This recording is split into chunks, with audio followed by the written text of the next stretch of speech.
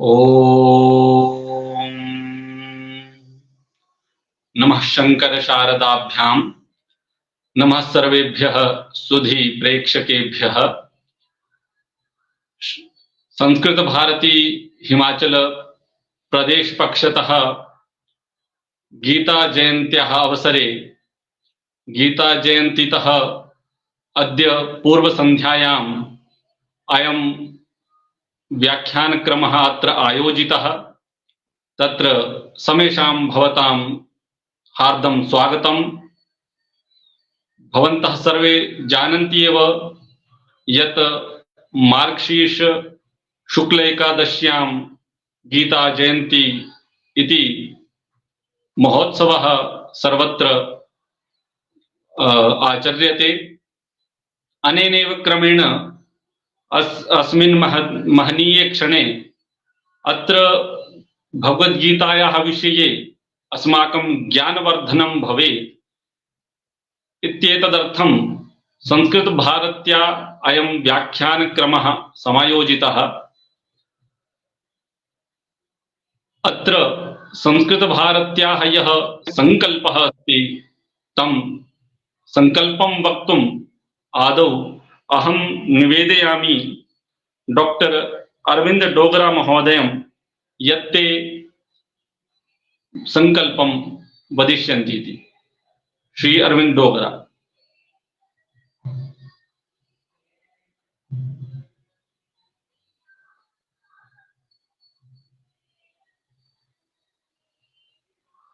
ध्यायामि संस्कृतं सम्यक् वन्दे संस्कृतमातरम्। संस्कृतस्य प्रसाराय नैजं सर्वं ददाम्यहम्। संस्कृतस्य सदातो वन्दे संस्कृतमातरम्। संस्कृतस्य कृते जीवन् संस्कृतस्य कृते यजन् आत्मानं मन्ये वन्दे संस्कृतमातरम्। वन्दे संस्कृतमातरम्। धन्यवादः महोदयः। यथा अस्माकं सङ्कल्पः अस्ति तद्वदेव सङ्कल्पस्य आचरणं कुर्वन्तः वयं सर्वे अपि संस्कृतमातुः सेवायां संस्कृतमातुः प्रसाराय च कार्यं कुर्वन्तः। संस्कृते समग्र विश्वस्य महनीयं तमं ज्ञानं विद्यते।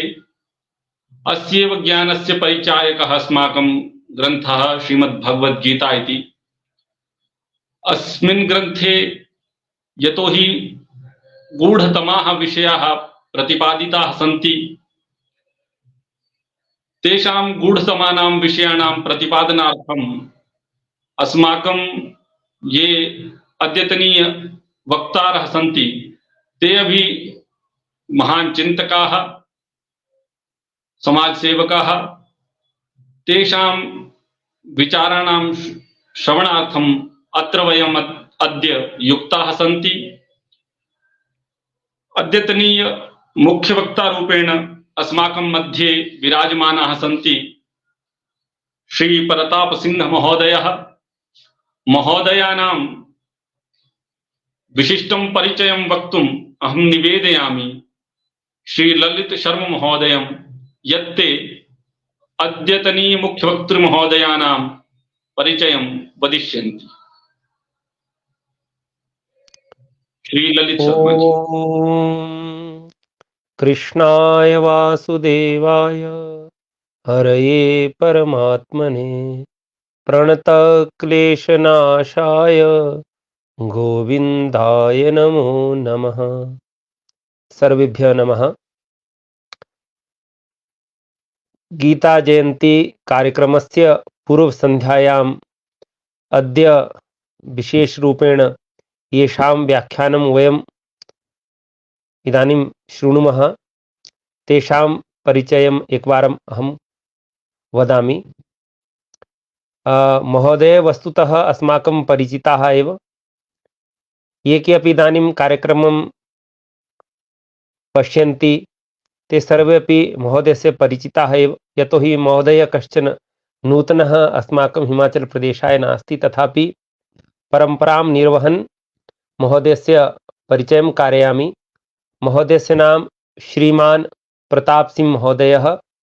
महोदयः मूलतः कुल्लू जनपदस्य बंजार उपमण्डले टील ग्रामात् अस्ति। महोदय वस्तुतः विज्ञान स्नातकः अस्ति, तथापि आरम्भात् एव संस्कृत अनुरागी अस्ति। 82-19 वर्षात् महोदयः संघस्य प्रचारकः वर्तते। हिमाचल प्रदेशे भवन्तः सर्वे जानन्ति एव, संस्कृत भारत्याः कार्यारम्भः 99-19 वर्षात् अभवत्। तथापि तदा आरभ्य एव महोदयः संस्कृत भारत्याः कार्यं कुर्वन्नेव अस्ति। तत्रापि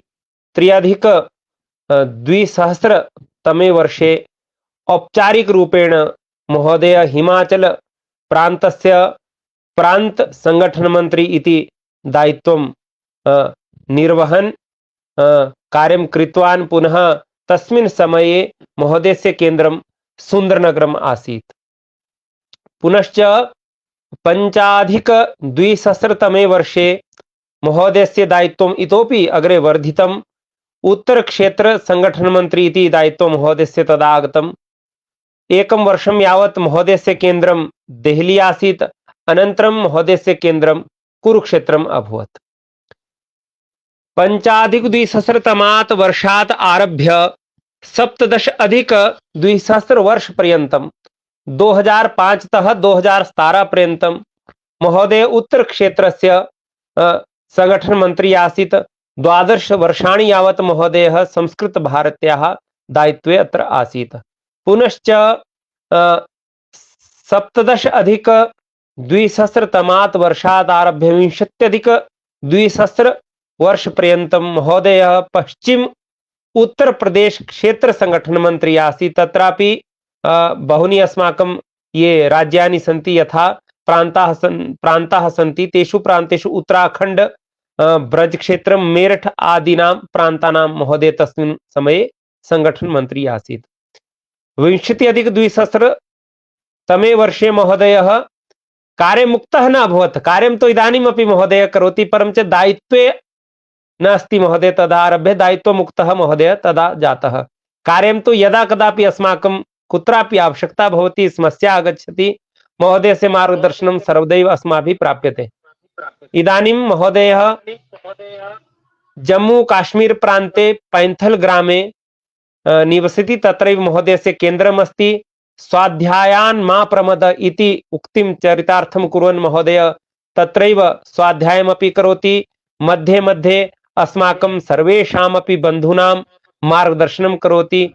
महोदयस्य परिचयम् उक्त्वा अत्र विरमामि। धन्यवादः। धन्यवादः महोदयः। इदानीं वयं सर्वे अपि श्रोतारः अद्यतनीय मुख्यवक्तृ महोदयानां विचारान् श्रोतुम् उद्यताः सन्ति, उत्सुकाः सन्ति।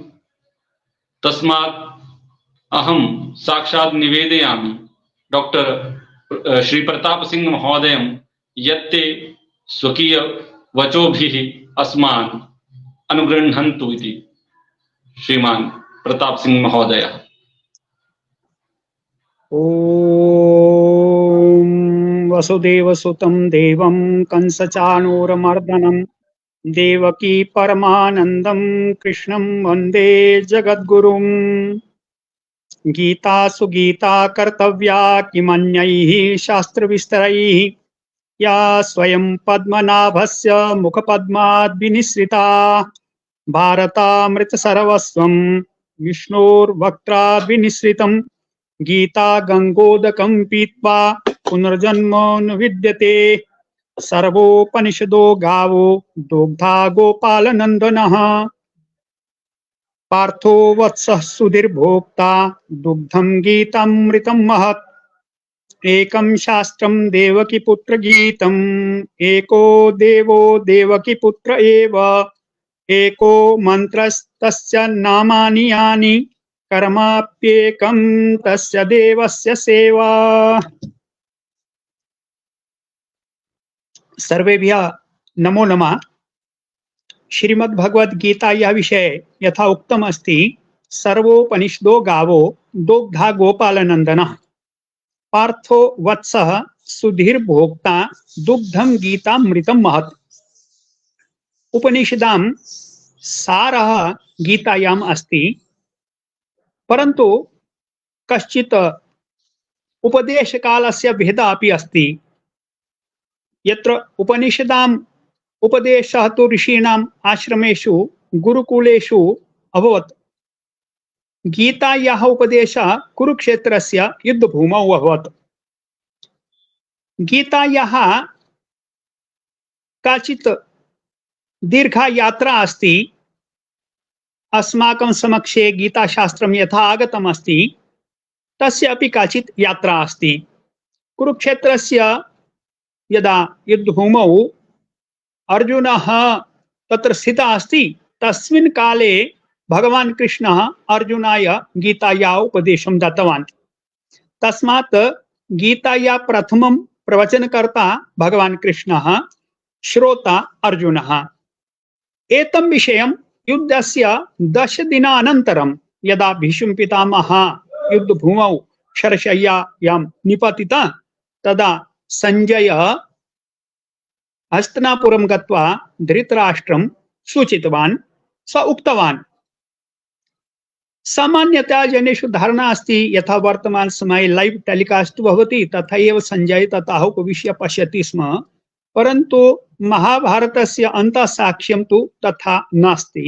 10 दिनानन्तरम् एषः संजय तत्र गच्छति। धृतराष्ट्रं स सर्वं सूचयति। धृतराष्ट्र आरम्भात् एव पृच्छति, धर्मक्षेत्रे कुरुक्षेत्रे समवेता युयुत्सवः मामकाः पाण्डवाश्चैव किम् अकुर्वत। भूतकालिक प्रयोगः। महाभारत युद्धस्य समाप्त्यनन्तरं यदा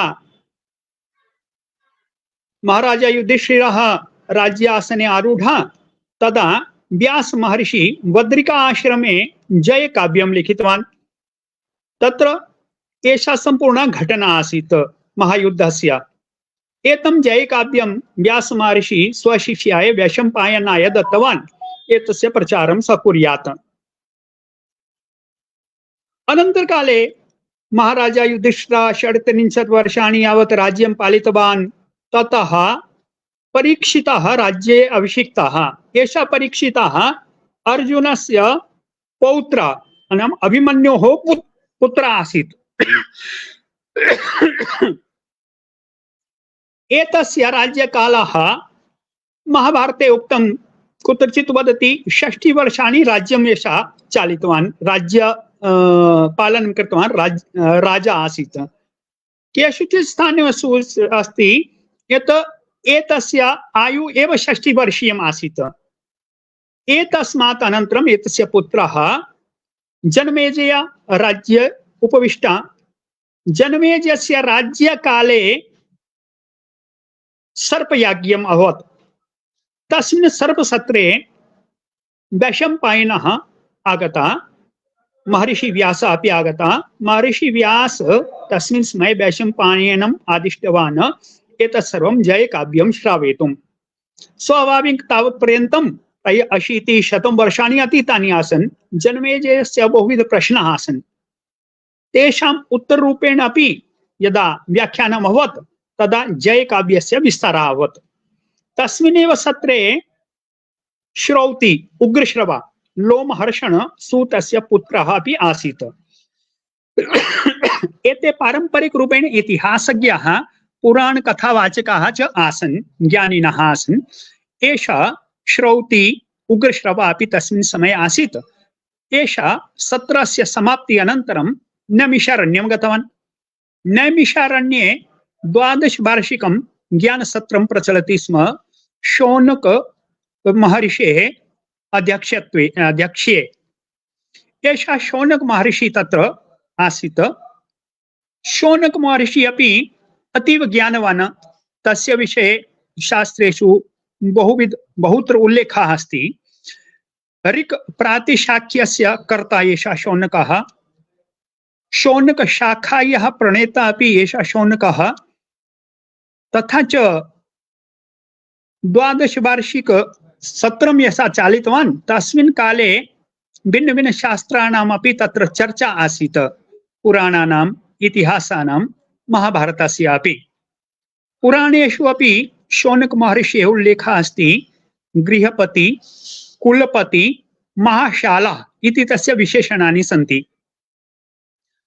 गृहपति अथवा महाशाला अथवा कुलपति तादृशः कश्चित् विद्वान् भवति यः 10,000 छात्राणाम् अध्यापन, आवास, भोजन इत्यादि व्यवस्थां चालयितुं समर्थः भवति। तादृश महान् सामर्थ्यशाली एषः शौनक महर्षि।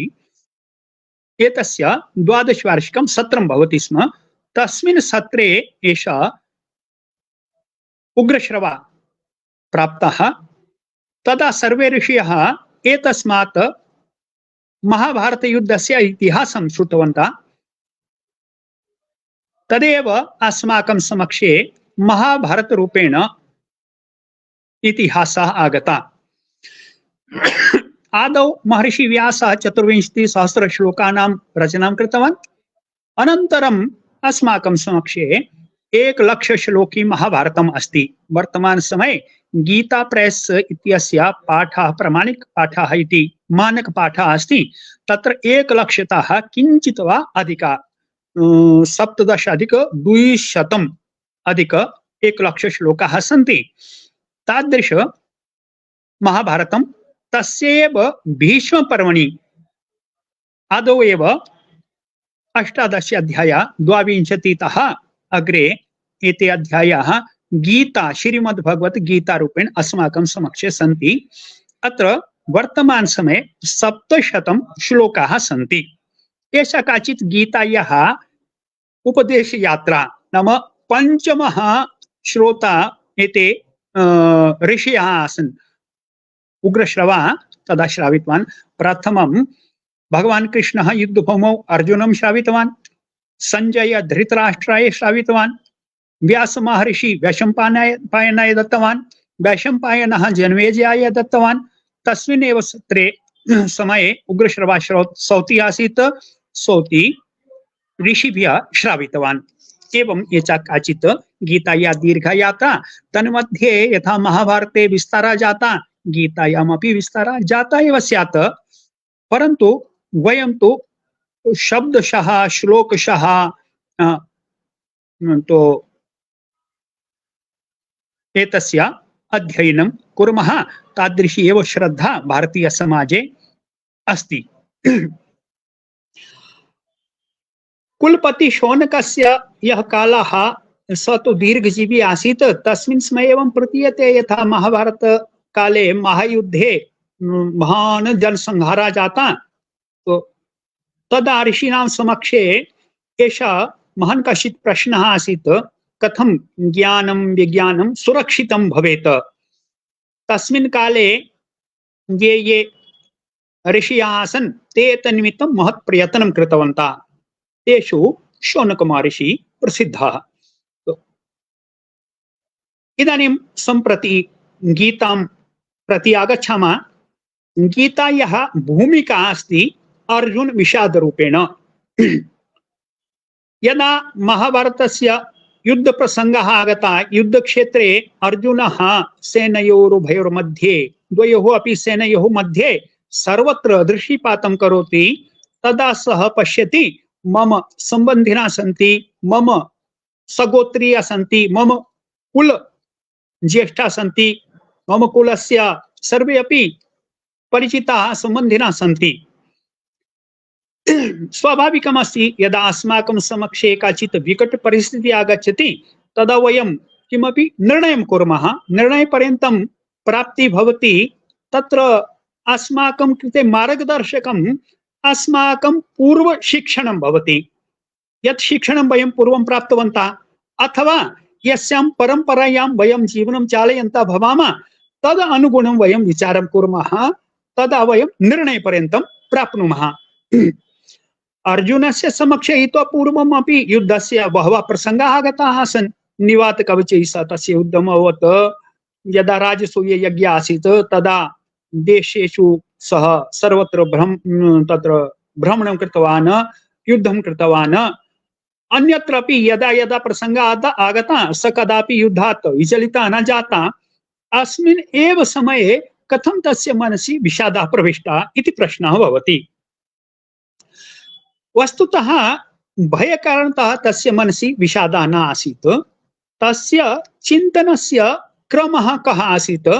युद्धकारणतः अस्माकं कुलस्य नाशः भविष्यति, सर्वे सम्बन्धिनः सन्ति ते समाप्ताः भविष्यन्ति। कुलनाशकारणतः कुलस्त्रियः दुष्टाः भविष्यन्ति, नाम परपुरुषैः सह अन्यकुलजनैः सह तासां सम्पर्कः भविष्यति। ततः वर्णसङ्करस्य उत्पत्तिः भविष्यति। वर्णसङ्करकारणतः पिण्डोदकक्रिया लुप्ताः भविष्यन्ति। यथा अस्माकं विश्वासः अद्यापि अस्ति, अद्यावधिः अपि अस्ति यत् वयं ऊर्ध्वगमनानन्तरं तेषां पिण्डदानं कुर्मः, तर्पणं कुर्मः, तदा तृतीय सन्तति पर्यन्तम् एतत् सर्वं कार्यं कुर्मः। तो अर्जुनस्य एषा एव आशंका एतत् तस्य मनसि उत्पन्ना यत् कुलनाशकारणतः अस्माकं पिण्डोदकक्रिया लुप्ताः भविष्यन्ति। पिण्डोदकक्रिया लुप्ता भविष्यन्ति तर्हि नरके निवासः भविष्यति।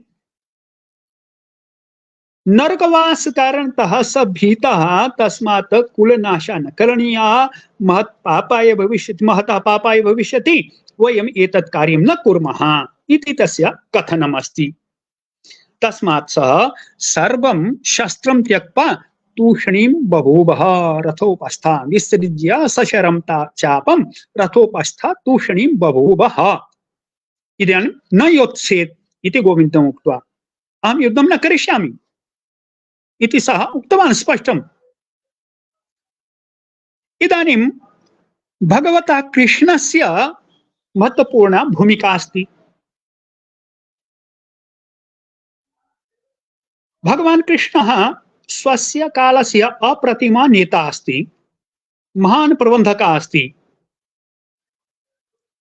आरम्भे सः अर्जुनं तर्जयति, किं वदति? प्रज्ञावादांश्च भाषसे, प्रज्ञावादान् वदति। भवान् युद्धं कर्तुं न इच्छति, तेन प्रज्ञावादान् वदति। अद्य अपि वयं पश्यामः, यदा किमपि कार्यं न करणीयमस्ति केनापि, तदा सः किमपि व्याजं पठति, बहना पठति। तत् तु व्याजं तु बहु शास्त्र पंक्तिसहितं स पठति। अर्जुन अपि तथैव कृतवान्। किं कृतवान्? पिण्डोदकक्रिया लुप्ताः भविष्यति। द्वितीयं तस्य तर्कः आसीत्, केवलम् एतावत् न, युद्धस्य परिणामः तु अनिश्चितः अस्ति। वयम् एतत् अपि न जानीमः कतरन्नो गरीय, वयं जयेम अथवा ते एव अस्मान् जयेयुः। तो अनिश्चित परिणामः अस्ति। यानेव हत्वा न जिजीविषामः ते अवस्थिताः प्रमुखे धर्तराष्ट्राः। तस्मात् ते तु मूर्खाः सन्ति, ते तु न पश्यन्ति कुलक्षयस्य परिणामरूपेण पापं। वयं तु बुद्धिमन्तः, वयं तु पश्यामः, तस्मात् अस्माभिः युद्धं न करणीयमस्ति इति अर्जुनस्य प्रज्ञावादः। सर्वप्रथमं तो भगवान् कृष्णः तस्य प्रज्ञावादं निषेधयति, तर्जयति तं, प्रज्ञावादं वदति। द्वितीयं कार्यं किं करोति? नेतृत्वस्य एकं महत्वपूर्णं दायित्वं भवति। नेता एकं दूरगामी परिणामविषये चिन्तयति। तस्य समक्षे तात्कालिकं कार्यं तथा च दीर्घकालिकं कार्यं द्वयोः स्पष्टता भवति। द्वितीयं कार्यं सः स्वस्य विमर्शं चालयति, चर्चायां स्वस्य विषयम् आनयति। अस्माकं जीवितकालस्य एव एषः कश्चित् प्रसङ्गः अयोध्यायाः यदा राम जन्मभूमि आन्दोलनस्य आरम्भः जाता तस्मिन् काले तत्कालिक विचारकाः नाम ये केवलं सद्य यत् अस्ति उपस्थितं तदेव चिन्तयन्ति, दीर्घकालिकं चिन्तनं न कुर्वन्ति। तेषां चिन्तनं भवति स्म, किमर्थं भवन्तः तत्र कलहम् उत्पादयन्ति, किमर्थं व्यर्थस्य गडे मुर्दे उखाडना कुर्वन्ति, तत्र कश्चित् चिकित्सालय भवतु, तत्र कश्चित् उत्तमः विद्यालयः भवतु, तत्र पर्यटनं भवतु, परन्तु आन्दोलनस्य नेतृत्वं यत् आसीत् तस्य स्पष्टं चिन्तनम् आसीत् यत् एतादृशं भव्यं स्थानम् अयोध्या भविष्यति, तस्य निर्माणं भविष्यति, तदा चिकित्सालयः अपि भविष्यति, विद्यालयः अपि भविष्यति, पर्यटनम् अपि भविष्यति, अन्यविध कार्यमपि भविष्यति। मुख्यविषये यदा श्रद्धा जागृता भविष्यति तर्हि एतत् सर्वम् अपि भविष्यति यत् वयं तत्कालम् एवं चिन्तयन्तः स्मः। इदानीं 40 वर्षेभ्यः अनन्तरं तस्य दृश्यम् इदानीं स्पष्टं भवति यत् एतत् सर्वं जातं। तथैव भगवान् कृष्णः अर्जुनस्य तात्कालिक प्रश्नानाम् उत्तरं न दत्तवान् एव। कुत्रचित् अपि गीतायां पिण्डोदक क्रिया विषये वर्णनं नास्ति। कुलक्षय कृत दोष पापः वर्णसंकरः नरक इत्यादिकम् एतत् सर्वं विवरणं नास्ति। सः तु स्वस्य विषयं चालितवान्। स्वस्य विषयं कथं चालितवान्? नित्यस्य अनित्यस्य मध्ये स भेदं दर्शितवान्। नित्यस्य किम्? आत्मा तु नित्यम् अस्ति, तस्य विनाशः नास्ति, आत्मनः विनाशः न भवति। शरीरं नाशशीलम् अस्ति, शरीराणां तु नाशः भविष्यति। तस्मात् कश्चित् अपि एतादृशः किमपि कालः नासीत् यदा एते जनाधिपाः नासन्, अथवा अर्जुनः नासीत्, अथवा भगवान् कृष्णः नासीत्। सर्वेषु कालेषु एते सर्वे आसन्, अग्रे अपि भविष्यन्ति, केवलं शरीरं न भविष्यति एतेषां। तस्मात् शरीर विषये किमर्थं मोहः? तस्मात् युध्यस्व इति वदति। एते जनाधिपाः अपि न सन्ति, न भविष्यन्ति, और युद्धं करोतु इति वदति। एकः विषयः। द्वितीय विषये इदानीम् उत्पद्यते यत् मनुष्यरूपेण अस्माकं एकं तु आत्मनः अमरत्वम्, आत्मा अस्ति। प्रकारान्तरेण अर्जुनेन एषः विषयः अङ्गीकृतः एव आसीत् यथा पुनर्जन्म भविष्यति, नरके निवासः वा अथवा पापः वा अथवा पिण्डोदक क्रिया वा, नाम कुत्रचित् तु अस्तित्वं भविष्यति एव तेषाम् इति तस्यापि स्पष्टता आसीत्। द्वितीय विषयः अस्ति मनुष्यस्य, यदा मनुष्य शरीरेण मानव शरीरे अस्माकं स्थितिः अस्ति तर्हि किं करणीयमस्ति? यतोहि वयं यत्किमपि जीवनं चालयामः शरीरेण तु कर्म करणीयमेव। तदा गीतायां कर्मणः अपि विमर्शः कश्चित् कृतः अस्ति। कथं?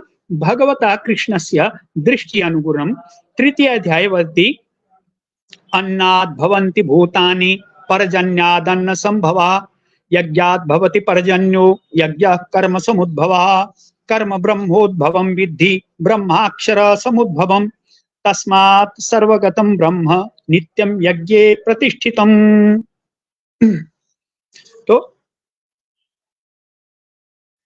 अत्र अस्ति यज्ञः कर्म समुद्भवं यज्ञात् भवति पर्जन्यः, तथा अन्नं भवति, अन्नस्य कारणं पर्जन्य, पर्जन्यस्य कारणं यज्ञ, यज्ञस्य कारणं कर्म। इदानीं कर्म किम् अस्ति? न्यायशास्त्रं तु वदति कर्म किम् अस्ति? उत्क्षेपणम्, अवक्षेपणम्, आकुञ्चनं, प्रसारणं, गति।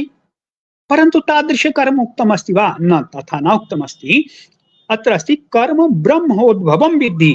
ब्रह्म नाम वेद।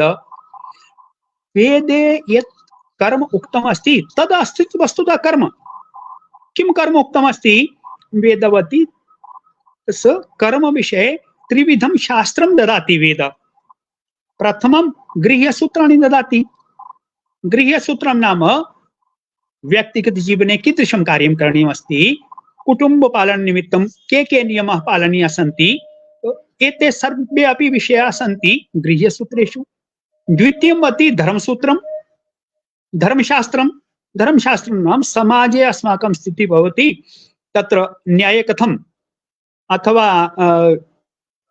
सामाजिक कार्याणां विषये तत्र वर्णनमस्ति। दायभागः कथं भवेत्, राज्यशासनं कथं भवेत्, सेनायाः सञ्चालनं कथं भवेत्, टैक्स कलेक्शन कथं भवेत्, वाणिज्यं कथं भवेत्, राज्यस्य अंशः किम् अस्ति, समाजस्य किम् अस्ति, एवं सर्वं समाजस्य सुस्थितिनिमित्तं यत्किमपि करणीयमस्ति तत् धर्मशास्त्रं वदति।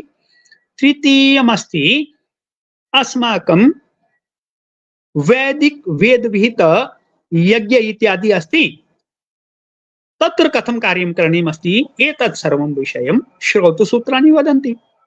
कः अधिकारी अस्ति, कदा कुर्यात्, एतत् सर्वं श्रौतसूत्रं। तो एवं कर्मणां महान् विस्तारः यः अस्ति वैदिक परम्परायां, तद् विषये एव अत्र उक्तमस्ति, कर्म ब्रह्मोद्भवं विद्धि। वेदात् एव उत्पन्नं यत् अस्ति, वेद विहितम् अस्ति, एतत् सर्वं कर्म अस्ति। नाम किमपि स्नानं भोजनम् इत्यादिकम् एतस्य चर्चा नास्ति। अथवा न्याय विषये उक्तम् अस्ति, उत्क्षेपण अवक्षेपण आकुञ्चन प्रसारण गति इत्यादि, एतत् सर्वं न चर्चितं। वेदेषु अथवा वैदिक क्रमे तस्मिन् समये समाजस्य मुख्य सञ्चालनं तु वेदादिशास्त्रेभ्यः भवति स्म। तो एतत् सर्वं कर्म अस्ति। तो एतत् कर्म करणीयमस्ति। यतोहि वेदानाम् उत्पत्ति तो अक्षर ब्रह्म तः अस्ति। तस्मात् एवं प्रवर्तितं चक्रं नानुवर्तयति इह यः, यः एतत् सर्वं चक्रं नानुवर्तयति, एतानि कर्माणि न करोति, सः अघायु मोघं जीवति, व्यर्थस्य तस्य जीवनमस्ति इत्यादिकं भगवान् कृष्ण वदति कर्म विषये। इदानीं कर्म कुर्मः तर्हि कर्मणः फलं भवति पुण्यम् अपुण्यं मिश्रम्। त्रिविधं फलं भवति। तेन कर्मबन्धनं भवति, पुण्यफलं भवति, तेन किञ्चित् उत्तमलोकानां प्राप्ति अथवा तत्र सुखप्राप्ति। अपुण्यं भवति, तेन किञ्चित् दुःखप्राप्ति, नरक इत्यादि प्राप्ति। मिश्रं भवति, तेन द्विविधम् अपि अस्ति, उभयविधम् अस्ति। एवं तदवति योगशास्त्रकाराः जाति आयु भोगरूपेण फलं भवति। जातीनां जन्म भवति, आयु अपि कश्चित् कालः तस्य अस्ति, अनन्तरं तस्मिन् समये भोगाः सन्ति अस्माकं पुण्यानुसारम्। एवं बन्धनं भवति। तर्हि किं करणीयमस्ति येन बन्धनं न भवेत्? अस्माकं जीवने वयं केन प्रकारेण कर्म कुर्यामः येन बन्धनं न भवेत्, तद्विषये उक्तमस्ति। यज्ञभावनया कृतं कर्म बन्धनकारकं न भवति। यदि यज्ञभावना कृत्वा वयं कर्म कुर्मः तर्हि तत् कर्म बन्धनकारकं न भवति। इदानीं यज्ञ किमस्ति? केवलं हवनमात्रमेव यज्ञ अस्ति वा? न, तथा नास्ति। गीतायां यज्ञविषये अपि भगवान् कृष्णः विस्तृत रूपेण वर्णनं करोति। कथं करोति? चतुर्थे अध्याये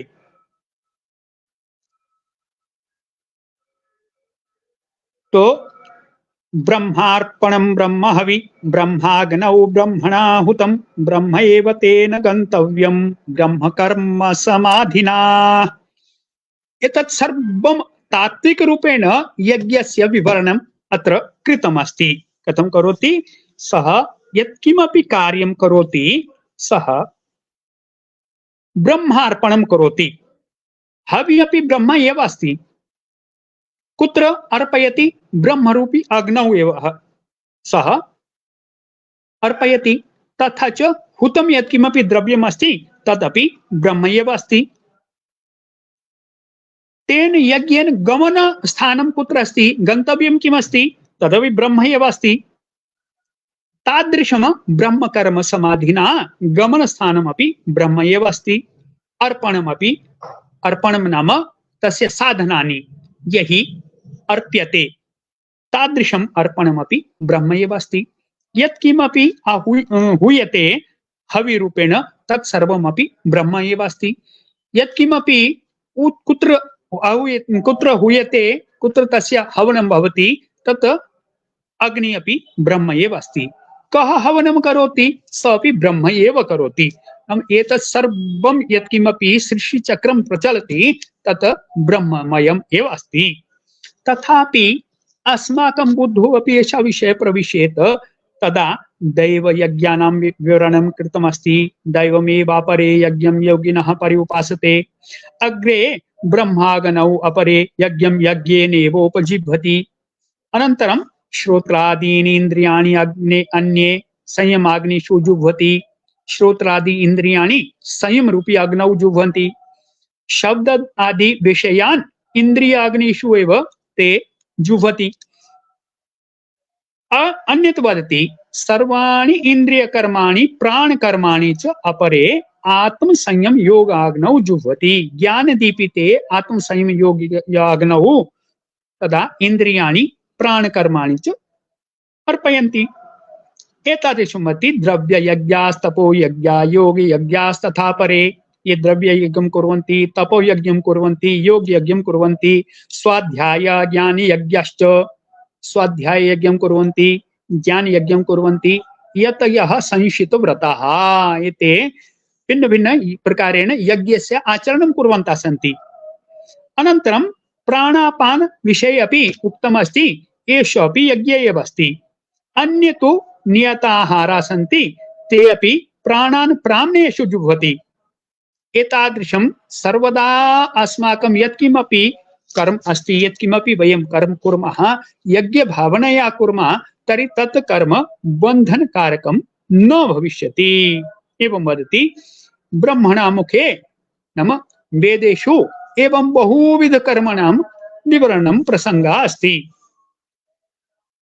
इतो अग्रे भगवान् कृष्ण वदति एतेषु यज्ञेषु अपि श्रेयस्करः श्रेयतमः तत् नाम किं यज्ञः, कः यज्ञः अस्ति? तदवति श्रेयान् द्रव्यमयाद् यज्ञात् ज्ञानयज्ञः परन्तप सर्वं कर्माखिलं पार्थ ज्ञाने परिसमाप्यते। तो एतेषु ज्ञान यज्ञं यत् अस्ति तस्य विषये वदति श्रेयान् अस्ति द्रव्यमयाद् यज्ञात् ज्ञान यज्ञः अधिक श्रेष्ठः अस्ति। कस्मात्? सर्वं कर्म ज्ञाने परिसमाप्यते। इनस्य ज्ञानं किं? पुनः प्रश्नः भवति, ज्ञानं किं? तो ज्ञानं किं? तस्य महत्त्वम् अपि भवति। न हि ज्ञानेन सदृशं पवित्रम् इह विद्यते। तो वस्तुतः सृष्टेः उत्पत्ति या अस्ति तदेव ज्ञानम् अस्ति। मूल सृष्टि उत्पत्ति सृष्टि कुतः उत्पन्ना अस्ति? ज्ञानम् अस्ति। यतो हि अस्माकं जिज्ञासा कदा पर्यन्तं भवति? अस्तु इदानीम् इतः अग्रे किम् अस्ति? अमुक देशे किम् अस्ति? अमुक तीर्थे किम् अस्ति? ईश्वरे तत् भगवतः देवतायाः स्वरूपं किम् अस्ति? अथवा एतत् कार्यं भवति कथं भवति? कथम् अस्ति, किम् अस्ति? एतादृश प्रश्नाः अस्माकं मनसि भवन्ति। एतेषां यदा शमनं भवति पूर्णतया, इदम् इत्थम् एवम् अस्ति, आरम्भबिन्दुः एषः अस्ति, अथवा उपादान कारणम् एतत् अस्ति सृष्टेः, तदा अस्माकं ज्ञानस्य शमनं भवति। ततः परं ज्ञातव्यं किमपि न अवशिष्यते।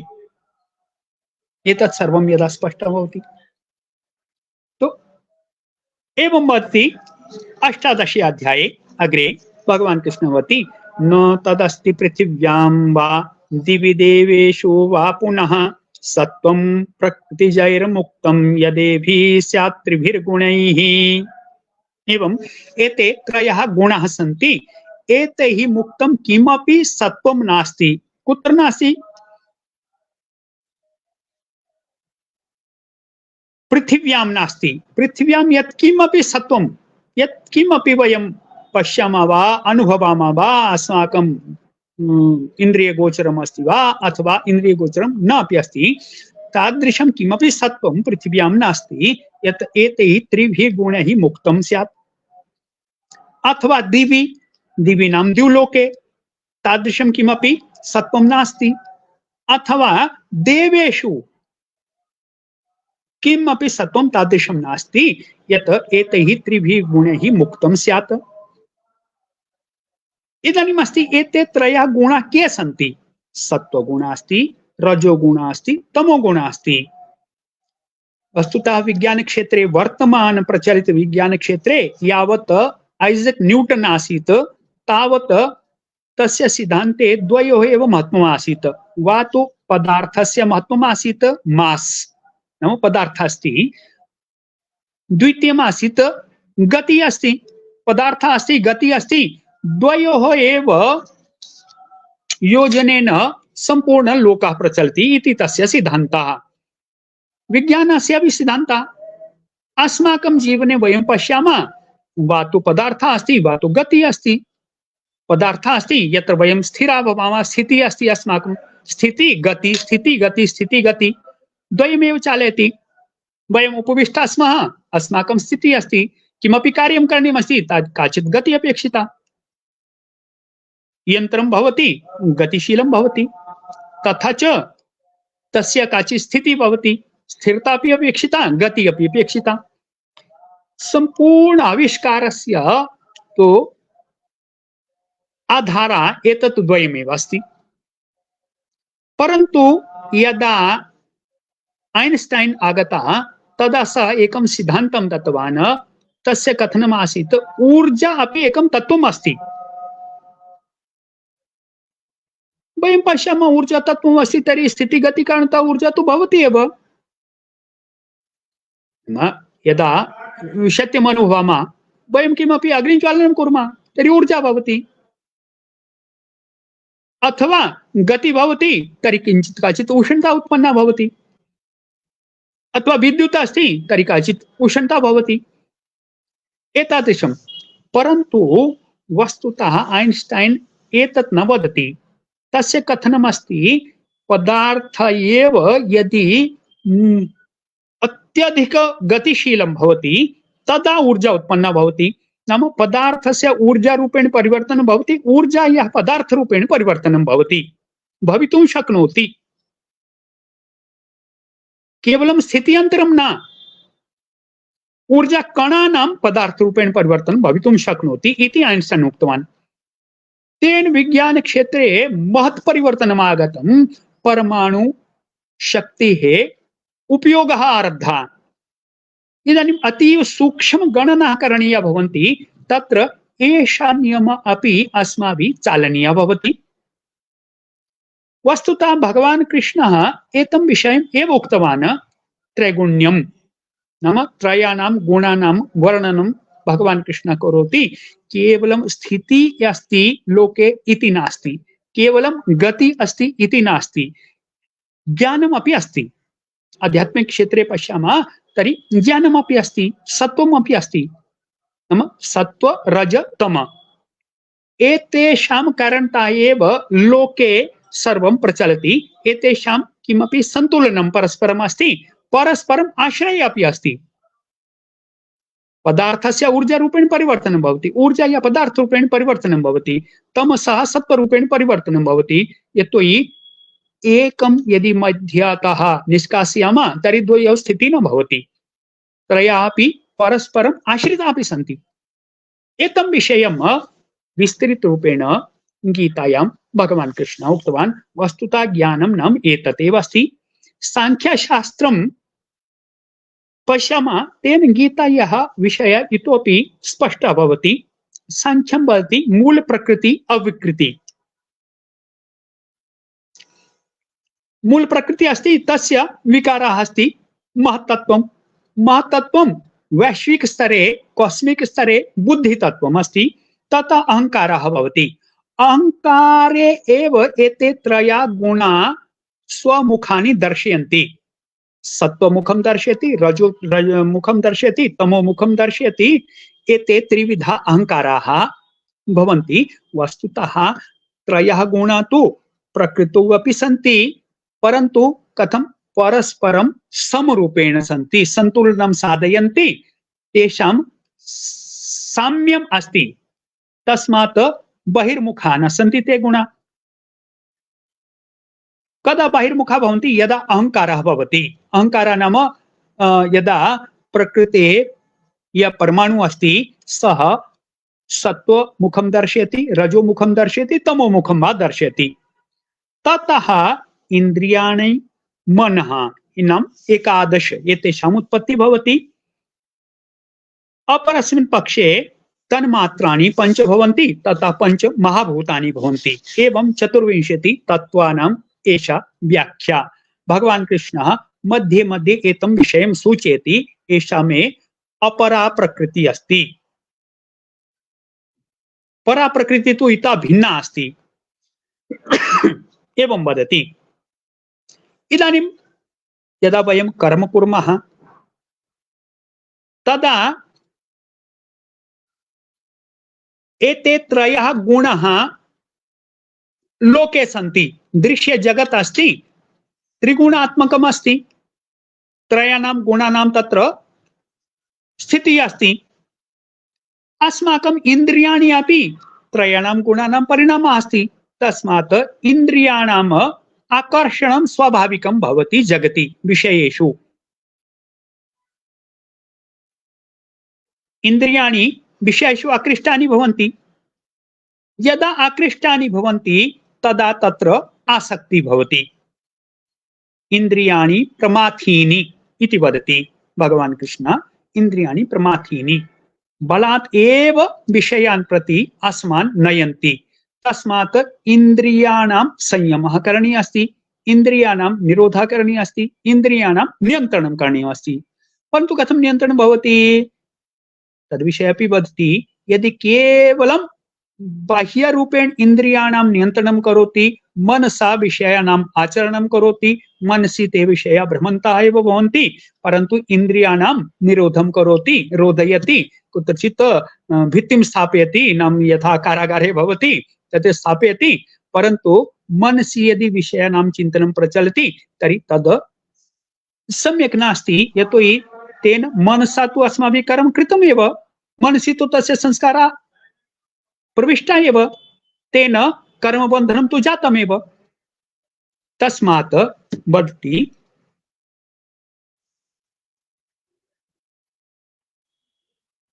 मनसा अपि नियन्त्रणं करणीयमस्ति। मनसा नियन्त्रणं कथमस्ति तत्रापि भगवान् कृष्णः तद्विषयकमपि सूचयति। कथं? योगमाध्यमेन एव मनसा प्रशिक्षणं। मनसा प्रशिक्षणं तेन, यतोहि इन्द्रियाणि कदा पीडयन्ति अस्मान्? यदा मनः तत्र युक्तं भवति।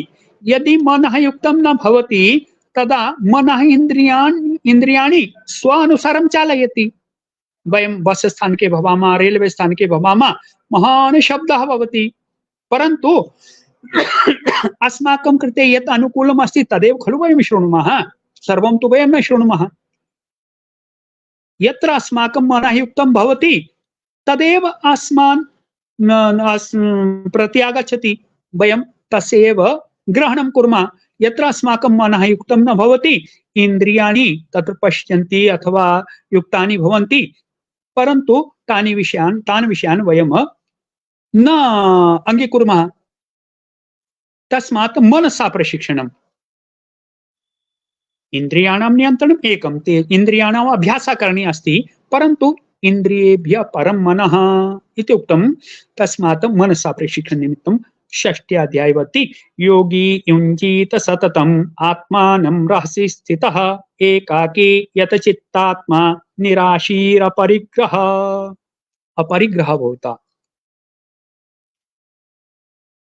शुचौ देशे प्रतिष्ठाप्य स्थिरमासनमात्मनः नात्युच्छ्रितं नातिनीचं चैलाजिनकुशोत्तरम्।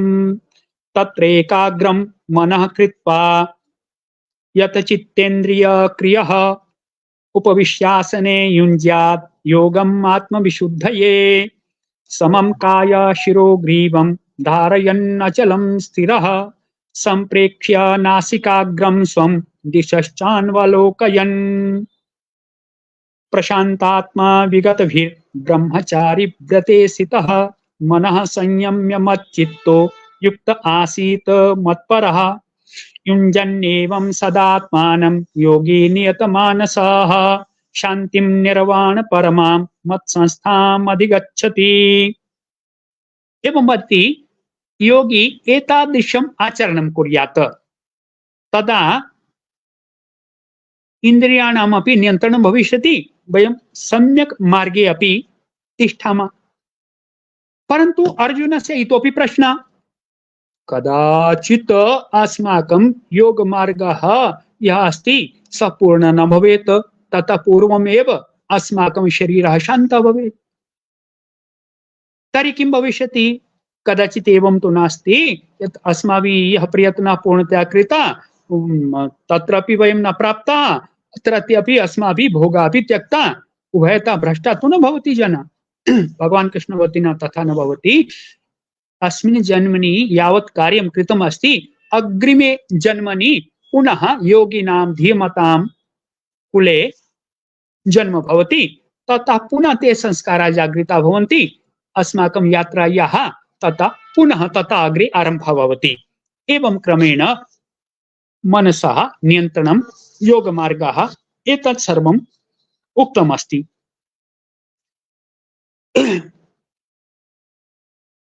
इतः अग्रे अपि अस्ति, भगवान् कृष्ण वदति मनसस्तु परा बुद्धि, मनसः परा बुद्धिः अस्ति। बहुवारं मनसः नियन्त्रणम् अस्माभिः करणीयं भवति, यद्यपि तस्य बहु प्रकारं प्रशिक्षणं कृतं भवति, परन्तु ततः उपरि ततः अग्रे बुद्धिः अस्ति, बुद्धिः अस्माकं सम्यक् प्रशिक्षणं कारयति। तो बुद्धिः अस्ति, तन्निमित्तमपि भगवान् कृष्णः दीर्घम् उपायं सूचयति। द्वितीये एव अध्याये उक्तमस्ति, स्थितप्रज्ञस्य का भाषा समाधिस्तस्य केशव स्थितधि किं प्रभाषेत किमासीत व्रजेत किम्। एवं बुद्धिविषयकम् अर्जुनस्य प्रश्नः अस्ति। तथा 18 श्लोकाः तत्र उक्ताः सन्ति। विनोबाजी एतत् विषयकं बहु सुन्दरं पुस्तकमपि तस्य प्रवचन रूपेण सन्ति। स्थितप्रज्ञ दर्शनं, तस्य संस्कृत अनुवादः अपि जातः अस्ति। तो तादृशं स्थितप्रज्ञ दर्शनं सः उक्तवान् विनोबाजी। एवं बुद्धिः अस्ति, एवं इन्द्रियाणि, तथा मनः, तथा बुद्धिः अपि प्रशिक्षणम्। एवं प्रकारेण एते सर्वे विषयाः तु आगता, परन्तु मनुष्य स्वभावः कीदृशः भवति? वयं सिद्धान्ततः यत्किमपि वदामः तेन समीचीनम्। इदानीम् एतस्य तर्कः उत्तमः अस्ति, मत्तः एषः श्रेष्ठः अस्ति, समीचीनमेव स्यात् एतस्य कथनम्, उत्तममेव अस्ति। भवान् अधिकं पठितवान् अस्ति तस्मात् सम्यक् अस्ति, भवान् अधिकं जानाति तस्मात् भवान् वदति। परन्तु यावत् पर्यन्तं वयं स्वयमेव अनुभवं न कुर्मः, स्वयं न पश्यामः, अथवा इन्द्रियैः साक्षात् न कुर्मः, तावत् पर्यन्तं विश्वासः न भवति, तावत् पर्यन्तं श्रद्धा जागृता न भवति। भगवान् कृष्णः सप्तमे अध्याये तत्सर्वं बहुविध प्रकारेण वर्णितवान्, अष्टमे वर्णितवान्, नवमे वर्णितवान्, दशमे अर्जुनः स्वयमेव पृष्टवान् यत् कथं केन रूपेण भवतः विभूतीनां ज्ञानं करणीयमस्ति। भवान् यदि सर्वं वदति, मया एव सर्वं सञ्चालितम् अस्ति, भवान् एव सर्वं चालयति, तर्हि एतस्य कथं ज्ञानं भवेत् लोके स्थित्वा? तदा विभूतीनां वर्णनं करोति, कथमस्ति, रुद्रेषु कः अस्मि, अथवा आदित्य अस्मि अहं, शशि सूर्य अग्नि, एतत् सर्वं यत् अनन्तरं वदति यत् यत् किमपि विभूतिमत् सत्वं तत् सर्वं मम अंशः एव अस्ति। यत् सत्वं विभूतिमत् अस्ति, मम एव अंशं तत् सर्वं जानातु। एवं सर्वं विभूति। परन्तु यदा भगवान् कृष्णः योगस्य सामर्थ्यं दर्शितवान् एकादशी अध्याये, तदा अर्जुनः वदति इदानीं मम विश्वासः जातः, इदानीं भवान् शान्तः भवतु, भवान् किं कर्तुं शक्नोति एतत् सर्वम् अहं ज्ञातवान्। कदा ज्ञातवान्? यदा सः योगैश्वर्यं पश्य मे योगमैश्वर्यं, योगस्य सामर्थ्यं, मम योगस्य सामर्थ्यं पश्यतु। तस्मात् लोके यदि परिवर्तनम् आनेतव्यमस्ति अथवा विशिष्टं किमपि साधनीयमस्ति, तर्हि अस्माकं पार्श्वे तादृशी शक्तिः अपि भवेत्। केवलं सिद्धान्तः अस्माकं पार्श्वे भवति न पर्याप्तम्। यदा तादृशं सामर्थ्यं भगवान् कृष्णः दर्शितवान्, तदा अर्जुनस्य कथनं पूर्णतया परिवर्तितं। कथं परिवर्तितं? तदा सः 12 अध्याये पूर्णतया भक्ति योग विषये अस्ति। तदा तस्य मनसि भक्ति उत्पन्ना।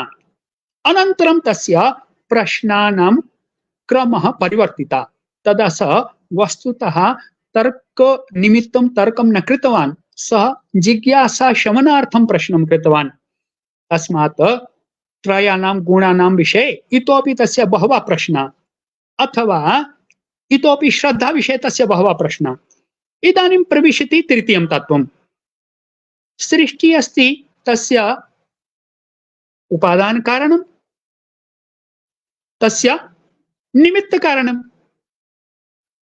उपादान कारणानां विषये संपूर्णा चर्चा कृता। त्रयः गुणाः सन्ति, मम एषा परा प्रकृतिः अस्ति, मेषा अपरा प्रकृतिः अस्ति। गुणा एव सर्वं सञ्चालयन्ति, परन्तु किं ते गुणाः स्वयमेव सञ्चालयन्ति वा? न, तथा नास्ति। तत् तृतीयं तत्त्वम् अस्ति। यदि गुणाः स्वयमेव चालयन्ति, तदा गीतावती सदृशं चेष्टते प्रकृते, स्वस्य प्रकृते ज्ञानवान् अपि। यः ज्ञानवान् अपि अस्ति, सः स्वप्रकृति अनुसारं चेष्टां करोति। नाम सत्व रजस् तमसः यावान् अंशः तस्मिन् अस्ति, तस्य सात्विक स्वभावः अस्ति वा तामसिक वा राजस स्वभावः वा, पूर्वजन्मनः संस्काराः कीदृशाः सन्ति, तदनुगुणम् एव खलु सः आचरणं करिष्यति। यदि तथा एव अस्ति, तर्हि तस्य विकासस्य सम्भावना समाप्ता। न तथा वदति, चेतन तत्त्वरूपेण ईश्वरः अपि अस्ति, सः एव सञ्चालकः खलु, सः एव निमित्त कारणम् अस्ति। तो यदि सः निमित्त कारणम् अस्ति, अस्माकं जीवात्मा अपि तस्य अंशरूपेण अस्ति, तस्मात् अस्माकम् अपि परिष्कारः, अस्माकम् अपि उन्नति भवितुं शक्नोति। तो एषा उन्नति अस्माकं भवितुं शक्नोति। तस्मात् 16 17 अध्याये एते सर्वे विषयाः उक्ताः सन्ति, यत् कीदृशी श्रद्धा भवति, तथा च कथं कथं जनाः आचरणं कुर्वन्ति, कथम् अस्माभिः आचरणं करणीयमस्ति। गीतायाः अन्यत् एकं वैशिष्ट्यम् अस्ति। आरम्भे 2 अध्याये सिद्धान्तरूपेण गीतायाः सम्पूर्ण सिद्धान्तः उक्ता अस्ति साररूपेण। अनन्तरम् 18 अध्याये किं करणीयमस्ति, कर्तव्यकरं सर्वम् उक्तमस्ति। तदवति यज्ञ दान तपः कर्म न त्याज्यं कार्यमेव तत्। कस्मात्? यज्ञ दान तपः कर्माणि पावनानि मनीषिणाम्, एते अस्मान् पवित्रान् कुर्वन्ति। के? यज्ञ तपः दानं।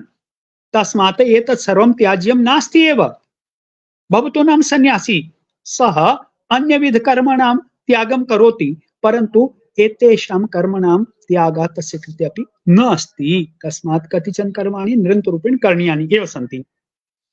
एवं कृत्वा 18 अध्याये भगवान् कृष्णः एतत् सर्वं सूचयति। सर्वं ज्ञानं श्रुत्वा अर्जुनः अनन्तरं वदति, नष्टो मोहः स्मृतिर्लब्धा करिष्ये वचनं तव। मम मोहः नष्टः, मम स्मृति पुनः प्राप्ता मया, यतोहि अर्जुनः सामान्य न आसीत्, निर्विकल्प समाधि पर्यन्तं प्राप्तः कश्चित् महान् आत्मा आसीत्, तस्मात् तस्य स्मृति पुनः आगता, तस्मात् वदति करिष्ये वचनं तव, यथा भवान् वदिष्यति तथैव अहं करिष्यामि। एवं गीतायाः ज्ञानम्।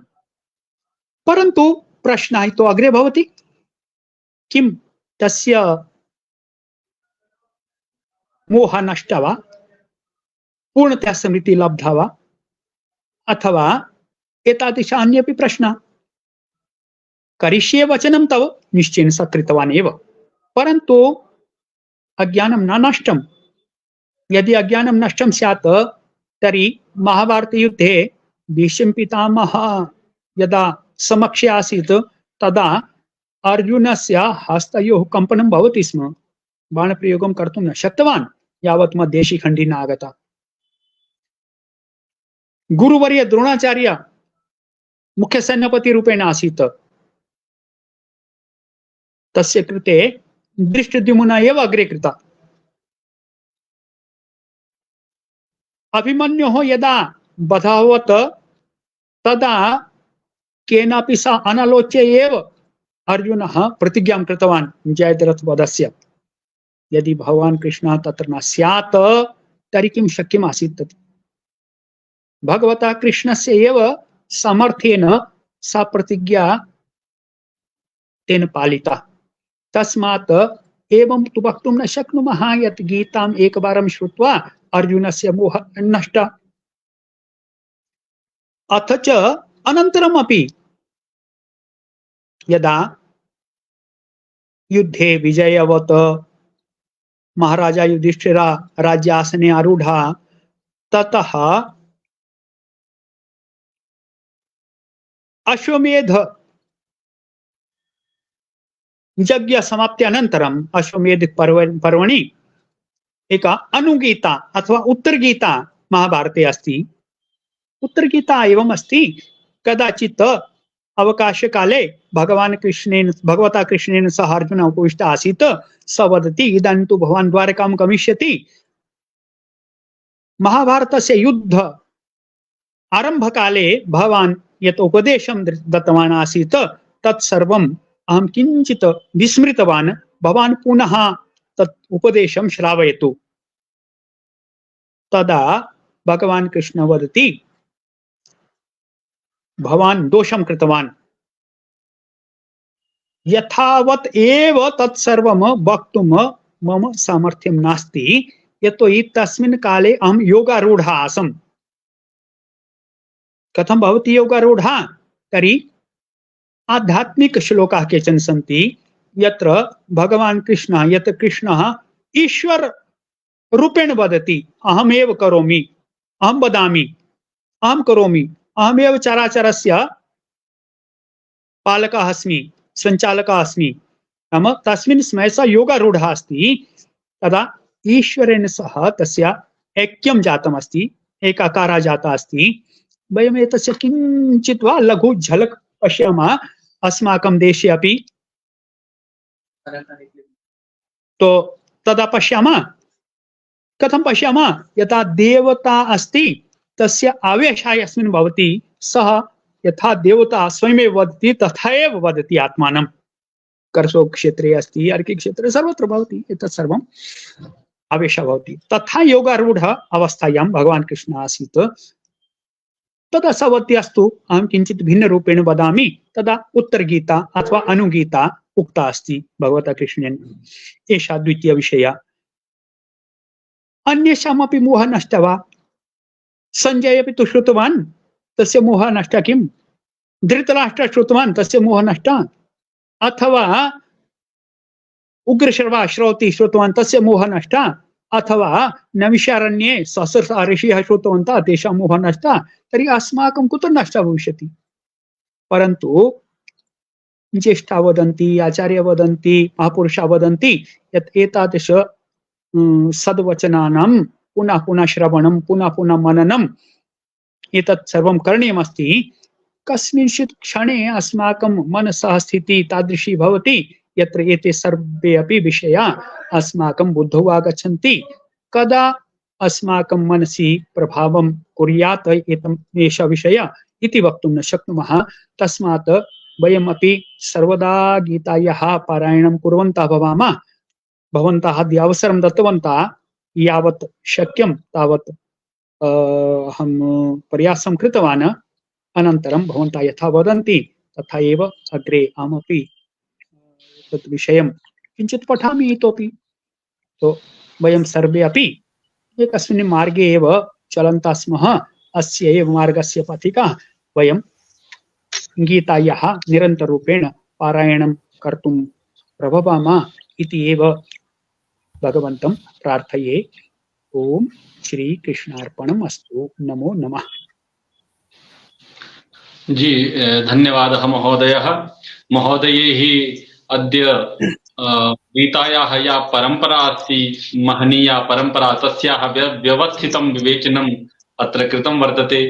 पुनश्च यज्ञादीनां स्वरूपं यदस्ति तस्य यज्ञादीनां स्वरूपस्य विषये अपि महोदयैः गीतायाः माध्यमेन या अस्माकं कृते नूतना दृष्टि प्रदत्ता, तेन वयं निश्चयेनैव कृतकृत्याः।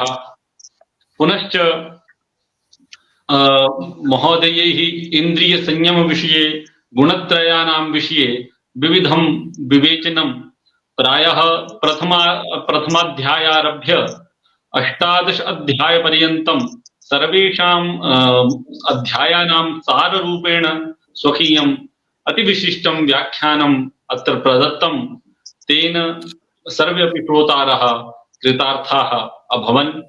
इदानीं महोदयानां धन्यवादं वक्तुम् अहं निवेदयामि श्री हेमन्त महोदयं, यत्ते महोदयानां वाचिकं धन्यवादं करिष्यन्ति इति। सर्वेभ्यः नमो नमः। आदरणीयेभ्यः अस्मदीयेभ्यः न तु परिचयं वक्तुकामः, मुख्यतया अस्माभिः सह समवेताः श्रीमन्तः ज्येष्ठाः श्रेष्ठाः धुरन्धराः कृतभूरिश्रमाः आदरणीयाः श्रीमन्तः विज्ञानस्नातकाः श्रीमन्तः श्रीमान् प्रताप सिंह महोदयेभ्यः भूयो भूयः प्रणामाञ्जलिं समर्पयामि।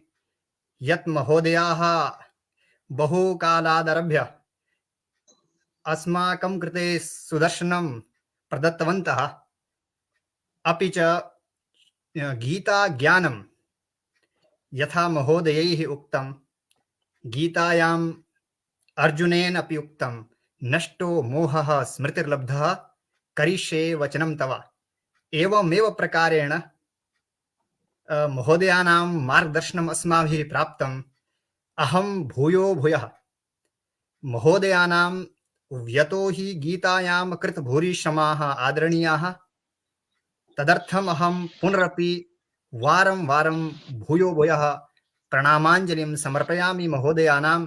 यत् महोदयाः अस्माकं संस्कृतभारती हिमाचलप्रान्तस्य आधिकारिक आमुखपटल फेस्बुक पृष्ठे अत्र युक्तवन्तः सम्प्राप्ताः महोदयानां पुनरपि हार्दं हार्दं स्वागतम् अपि च धन्यवादान् व्याहरामि।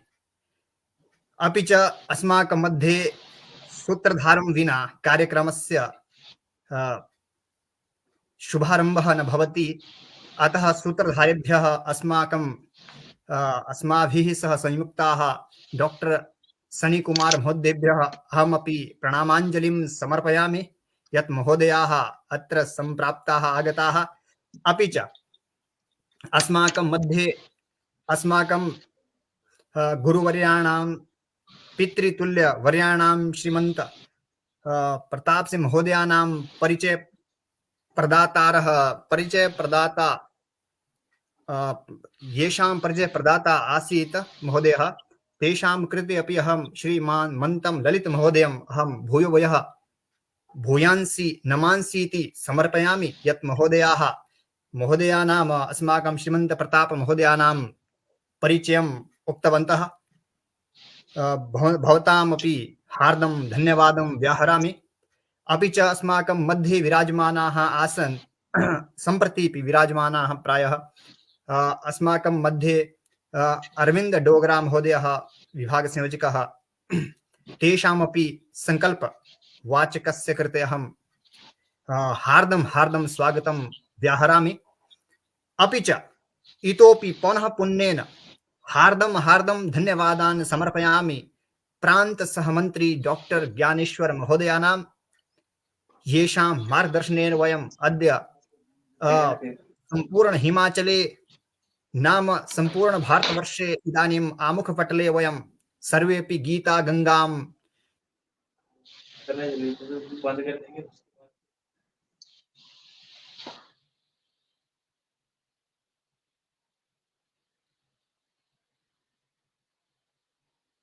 धन्यवादः महोदयः।